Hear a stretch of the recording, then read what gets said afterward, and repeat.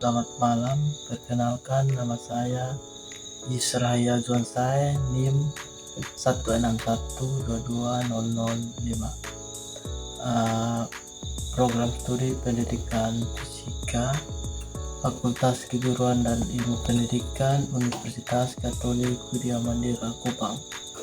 Baik, dalam kesempatan ini saya akan menjelaskan efek fotolistrik dan hamburan kompon. Pendahuluannya, gambaran umum tentang dualisme gelombang atau partikel cahaya. Dualisme gelombang partikel cahaya adalah konsep dalam fisika yang menjelaskan bahwa cahaya dapat berperilaku seperti gelombang maupun partikel, tergantung pada situasi atau eksperimen yang dilakukan. Hal ini berarti cahaya tidak hanya bersifat sebagai salah satu saja, tetapi keduanya sekaligus. Selanjutnya, definisi dan prinsip dasar efek fotolistrik.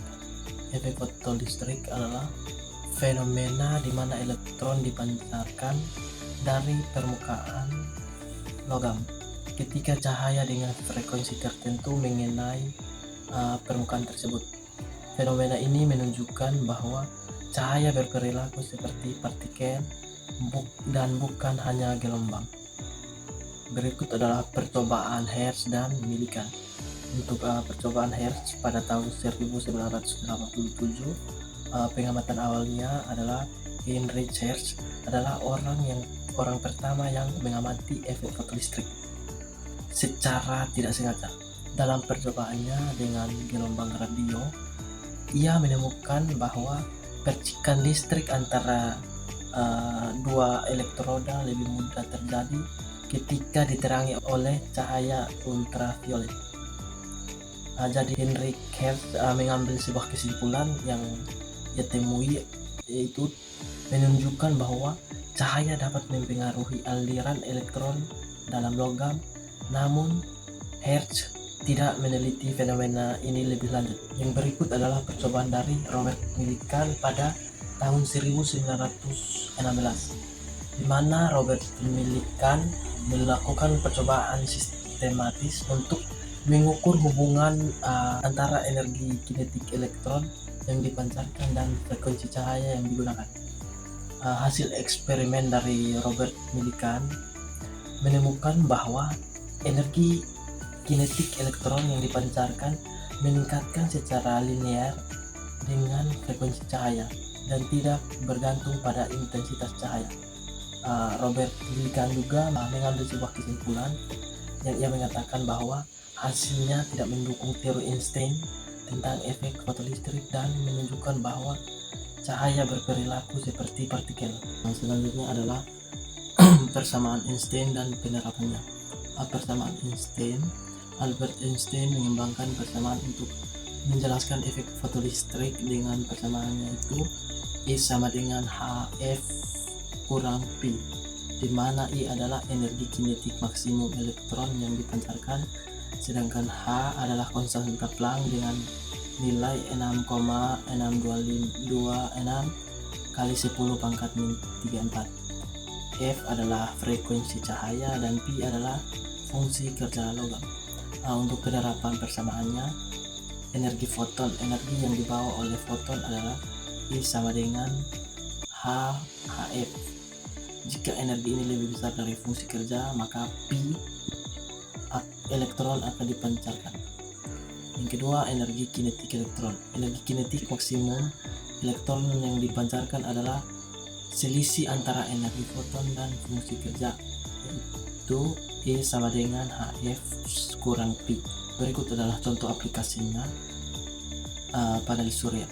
Efek fotolistrik dapat digunakan dalam teknologi panel surya untuk mengubah energi cahaya matahari menjadi energi listrik.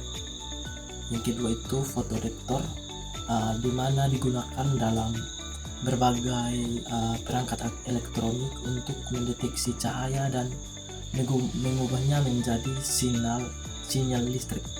Selanjutnya adalah fenomena dan eksperimen Arthur Compton. Fenomena hamburan Compton. Hamburan Compton adalah fenomena di mana sinar X atau sinar gamma bertumbukan dengan elektron bebas atau hampir bebas, menyebabkan perubahan panjang gelombang dan arah foton yang tersebar. Fenomena ini menunjukkan bahwa foton memiliki momentum dan berperilaku seperti partikel dalam tumbukan. Eksperimen Arthur Compton pada tahun 1923, Compton menembakkan sinar X pada target yang terdiri dari elektron bebas atau hampir bebas, misalnya grafit. Dia mengamati sinar X yang tersebar pada berbagai sudut dan mengukur perubahan panjang gelombang sinar X yang tersebar.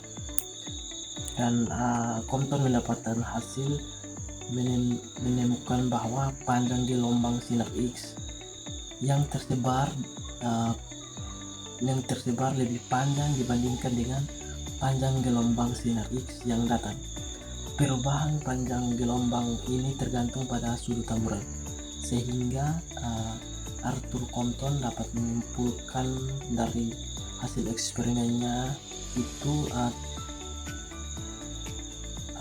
adalah fenomena ini tidak dapat dijelaskan oleh teori gelombang klasik, tetapi dapat dijelaskan dengan menganggap foton sebagai partikel yang memiliki energi dan momentum. Tumbukan antara foton dan elektron menyerupai tumbukan antara dua partikel elastis. Baik, berikutnya adalah penerapan efek fotolistrik dan hamburan Compton dalam teknologi modern. Pada efek fotolistrik saya mengambil satu aplikasi yaitu panel surya, di mana prinsip kerjanya panel surya menggunakan efek fotolistrik untuk mengubah energi cahaya matahari menjadi energi listrik. Ketika cahaya matahari mengenai permukaan panel surya, foton-foton cahaya akan menyerang permukaan logam atau biasanya disebut silikon dalam sel surya. Prosesnya, foton-foton ini memberi energi yang cukup untuk mengeluarkan energi dari atom silikon. Elektron yang dipancarkan ini menciptakan aliran listrik yang dapat digunakan untuk menyediakan daya bagi perangkat elektronik atau disimpan dalam baterai. Keuntungannya adalah panel surya adalah sumber energi terbarukan yang ramah lingkungan dan dapat digunakan untuk mengurangi keuntungan. Untuk aplikasi yang digunakan untuk hamburan Compton yaitu detektor sinar X. Prinsip kerjanya hamburan Compton digunakan dalam detektor sinar X untuk menganalisis energi dan arah foton sinar X yang tersebar. Ketika sinar X mengenai matahari dalam detektor, foton-foton sinar X bertumbukan dengan elektron dalam material, menghasilkan hamburan Compton. Prosesnya, perubahan panjang gelombang dan arah foton sinar X yang tersebar diukur dan dianalisis untuk memperoleh informasi tentang struktur dan komposisi material. Penggunaannya di detektor sinar X digunakan dalam berbagai aplikasi, termasuk dalam bidang medis, yaitu untuk pencitraan sinar X, untuk keamanannya, pemindaian bagasi di bandara, dan penelitian ilmiah untuk analisis material dan struktur kristal. Jadi kesimpulan dari aplikasi yang digunakan dalam zaman modern dari efek fotolistrik dan hamburan Compton yaitu memungkinkan konversi energi cahaya menjadi energi listrik dan digunakan dalam perangkat seperti panel surya dan fotodetektor. Untuk kesimpulan dari hamburan Compton membantu dalam analisis dan pencitraan sinar X serta memberi pemahaman lebih dalam tentang struktur atom dan molekul. Baik, di sini saya akan melanjutkan pada simulasi P tentang efek fotolistrik, di mana di sini ada sumber cahaya dengan panjang gelombang tertentu. Di sini juga ada intensitas cahaya. Di sini ada logam target, ada natrium, seng, tembaga, platinum, dan kalsium.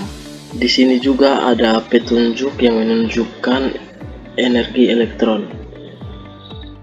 Di sini ada grafik, ada arus persamaan tegangan baterai, intensitas cahaya dan energi elektron. Kemudian frekuensi cahaya. Di sini ada panjang gelombang yang kita fungsinya untuk kita bisa menggeser ke kiri atau ke kanan. Di sini juga ada logam anoda. Di sini ada baterai, dan di sini ada kuat arus. Di sini juga ada logam target atau katoda. Nah, yang di bagian tengah ini merupakan tabung vakum. Baik, di sini juga ada beberapa target,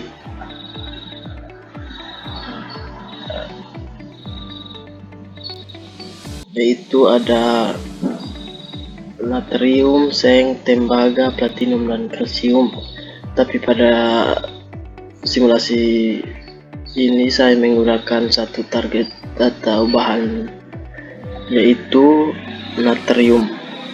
Untuk intensitasnya saya naikkan ke 65%, dan untuk untuk gelombang cahayanya saya turunkan ke 375 nanometer. Pada tegangan ini saya mengatur ke 0,08 volt. Jadi ketika intensitas cahayanya saya naikkan ke 65% dan panjang gelombang cahayanya 378 nanometer, maka elektron-elektron yang ada pada sumber cahaya akan dipantulkan, akan keluar menuju ke logam target, yaitu katoda. Ketika elektron-elektron terlepas dari sumber cahaya menuju ke katoda, maka elektron-elektron tersebut akan dipantulkan menuju ke logam anoda. Ketika elektron tersebut dipantulkan dari logam katoda menuju ke logam anoda, maka arus yang diperoleh adalah 0,130. Baik, sekian simulasi saya tentang efek fotolistrik menggunakan media PET. Terima kasih.